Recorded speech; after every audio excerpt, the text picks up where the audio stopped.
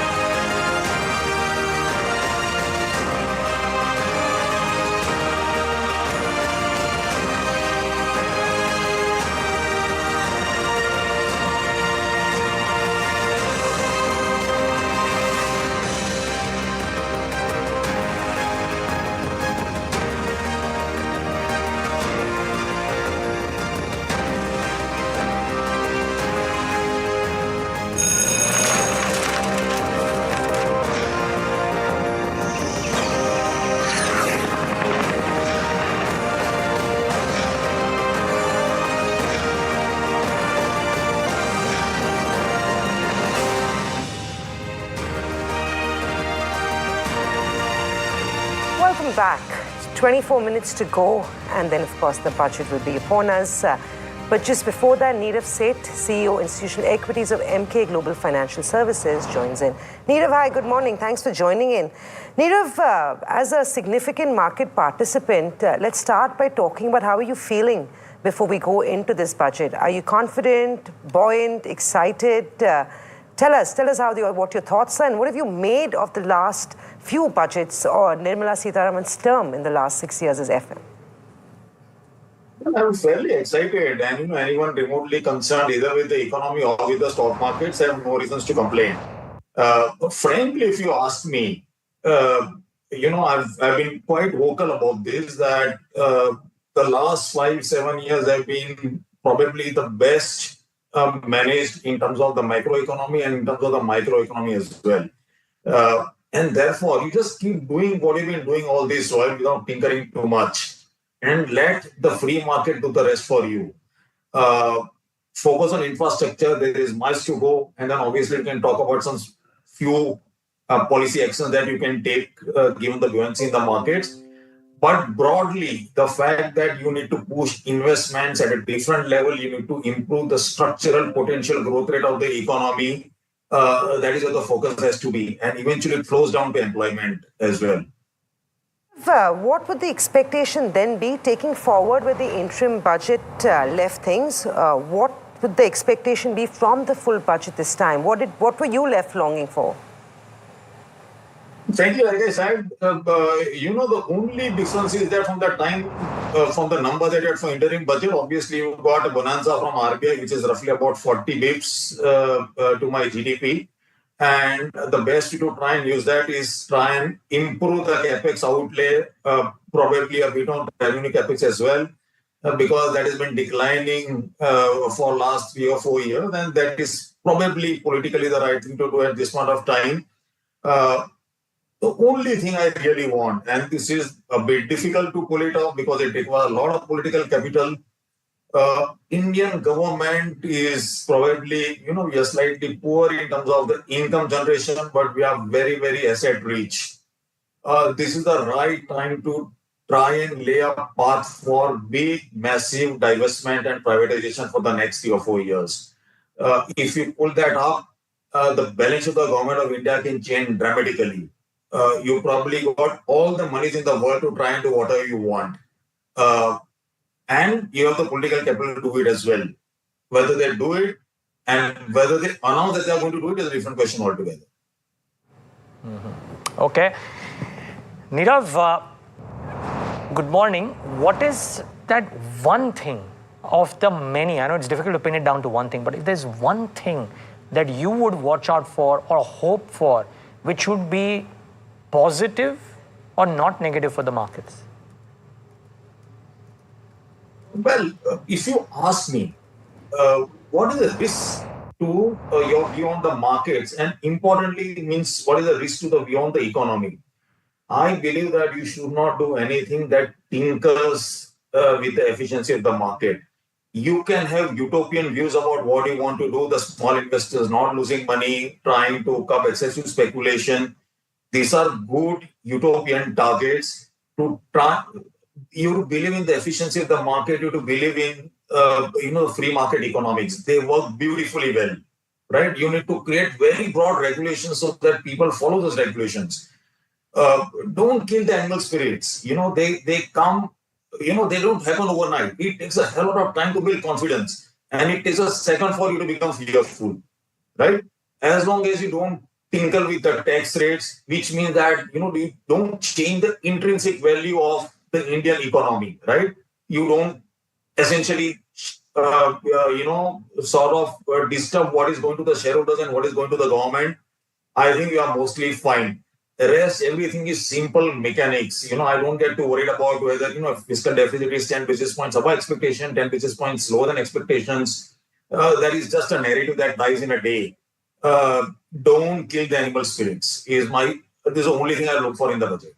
But just one quick thing, you reckon that if they indeed tinker with the taxation on derivatives, it could have a meaningful negative impact on the markets? Well, I will, I'm referring more to the long-term capital gain tax because okay, which is fine. Which is fine. But what about the derivative tax? If that is tinkered with specifically for options trading, will it have a big negative impact on the markets? I don't think it will be a big negative impact. It can have some collateral damages because obviously, there is a big book that is created in arbitrage and, there could be some impact on the spreads and therefore, a particular subsegment of that asset class could get impacted. But outside that, I'm not too worried about, tinkering of taxation with the derivatives. I do believe that don't do anything which is regressive. You should not assume that small investors don't know how to trade and big investors know how to trade. And therefore don't do anything that distinguishes, for example, you're talking about decreasing the lot size and stuff like that. You're just trying to push the small investors out of the market. Ideologically, I don't believe in that. Nirav, just hang in there. We'll come right back to you. In the meantime, Tamanna is also standing by with a quick take on what is expected from the budget. Tamanna, it's over to you. Yeah. All right. So this is a take on what I think will happen on the budget based on a lot of conversations we've had, based on commentary which has come in from a lot of quarters as well.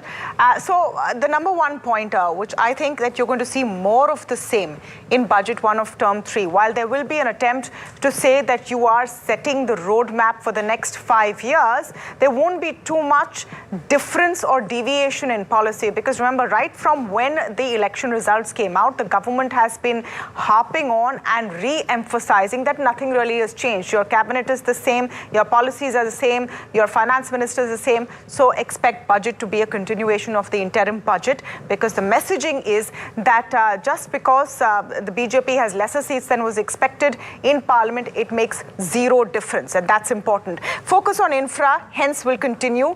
Boosting capex will continue, but there will be a push for consumption as well. That will have to be because the economy needs it.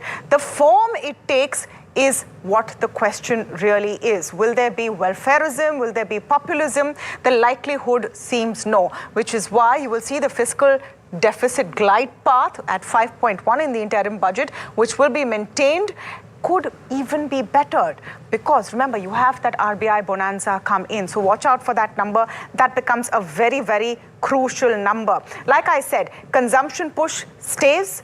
Popularism and populist measures are very unlikely. So anyone expecting huge dole-outs because of the elections could be disappointed. And I'm sticking my neck out a bit by saying this here. We'll see what really happens at the end of it. Viksit Bharat theme will really dominate everything that the finance minister says. It might not translate into specific schemes, more of a roadmap. But remember, that is the big theme, not just for this budget, but for the next 5 years. That was very clear from the Prime Minister's India's pre-session address as well.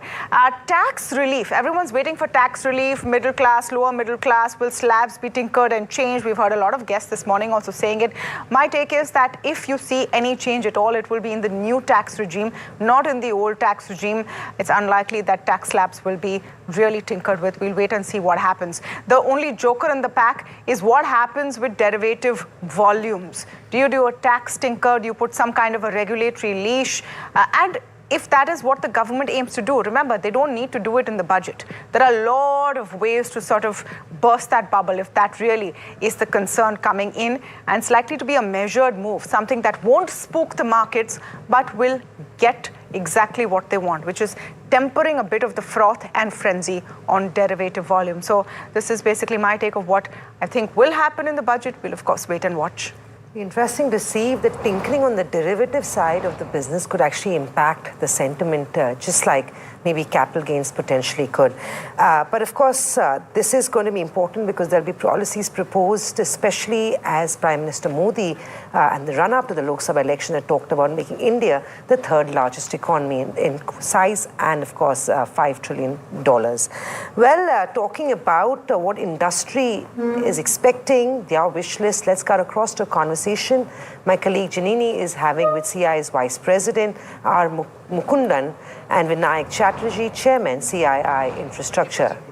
To maybe 12.5 or 12 lakh crores. So the budget will provide a very strong signal as to whether there is being this not so subtle shift in economic thinking. Right. So on that very same subject, we've also seen that, while we're on the subject of, say, the government will not pause, the government will continue its pace. The private capex pickup is also something that was highlighted very much yesterday. It has been taking off in a few sectors, that was noted. However, what they expected, it's not at the pace that they wanted to. Now, coming to that front, what could be that pivot? What is the industry hoping to hear perhaps this time around that will give them that push? I think in terms of creating the environment for investment, that already has been more or less done. I think we can look at other factors of, let's say, making the investment climate even better, whether you talk about labor codes, operationalizing that in the states. But leaving that aside, I think the capacity utilization in most units is already at 85, 87, 90%. Okay. I think at that point, most industries try to at least come with additional investment in capacity, new capacities. I think most companies, at least we speak to in CII, already have investment plans, not just for India market, but many of them are actually looking at international market. So I think India is getting its act right. I think Indian industry, private sector is getting its act right. And I think we need to continue to carry on with the momentum where we continue to create a positive environment for industry to invest. At the same time, I think also continue the good work which government has done in terms of infrastructure. Because two factors of production, as I said, which is very, very high, very capital intensive. One is logistics, other one is power. I think in these two, there can be no let up. I think we need to continue to ensure that our energy costs remain low or at least very competitive. And also our logistic cost of transportation remains very, very competitive.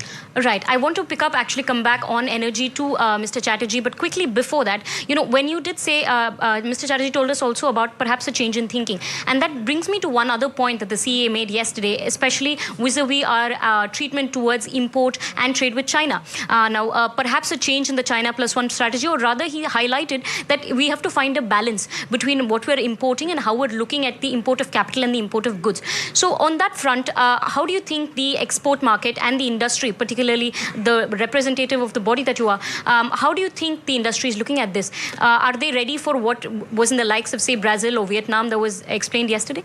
If you look at the broad environment which is there, I think we've got an aging population in Far East. We also have rapidly aging and more expensive labor force in China. I think the competitive opportunity for India is absolutely there, whatever may be the policy we want to adopt. I think that opportunity is what we need to capitalize on. Leave the goods and services export. I think if you look at sheer labor which is needed in Japan, for example, the Japan industry was telling me almost 400,000 qualified qualified skilled labor they need every year to come from somewhere. Is it going to be Philippines? Is it going to be India? I think that's an opportunity for us because of the aging population. So I think there are some factors which are changing with our youthful population. But I think when you talk about youthful population, I think Chief Economic Advisor did focus on skills. I think emphasis on skills and skilling our workforce to make them ready for international market and domestic market is going to be extremely critical. And this overall move by government that now companies can actually certify skills is going to be a very, very positive game changer. Hopefully it gets implemented with vigor. If that happens, I think we will be not only create jobs, but also be very, very competitive vis-a-vis not just China, any country around the world. That ties to the larger point of jobs and what, in fact, the finance minister will be saying to that particular topic. So I want to close with this question on energy. And in fact, if we go back to the speech yesterday, the CA mentioned that it's not a question of if, it is a question of when. And if we talk about the energy priorities, there is a reality that a country like India and what it can afford to do at this particular point. There is also our larger ambitions of what we want to do in terms of EV, in terms of green energy projects. How do we find a synergy between the two? That is my question. So this is a most appropriate question because energy is probably one of the key inputs to a cost competitive economy and the welfare of the people. You know, as we speak here, the economy is transiting from a historic, hugely fossil fuel dependent economy to the ambitions of a green energy economy. This transition is public policy. We have made all these pronouncements and taken targets at the various COP meetings, etc. Now, that is a fact of life. But this transition involves tremendous pain across the delivery chain. So, for example, the amount of transition finance, support finance that is required to make this move, whether it is storage systems, battery energy storage systems, pump storage systems, EV infrastructure rollout, hydrogen, green hydrogen, ammonia, flue gas discharge, anti-pollution equipment, all of these require concessional long-term financing to shift this economy from fossil fuel to green. So one of my... All right. Yes, the shift from fossil fuel to green, or maybe a combination of that for the time being, considering the power demand is an interesting one as well. But so that's the CI view, of course. Now, 9 minutes left for the budget speech to start. We told you on Friday that we have a budget think tank with whom we have discussed some of their expectations from the budget. One of the members of the think tank, Ravi Dharamshi, founder and CIO, ValueQuest Investment Advisors, joins us right now in the studio ahead of the budget and will be with us post the budget as well. Ravi, great having you. Thanks for taking the time out and being with us. No, the pleasure is ours. Ravi, some time has passed between that Friday conversation that we had and now. Is there a change to the thought process around what will come in the budget? Or do you believe policy continuity from February is likely the key thing? No, I don't think there is any change. The government will stick around to the fiscal discipline. But they have additional rooms in terms of doing some revenue expenditure without actually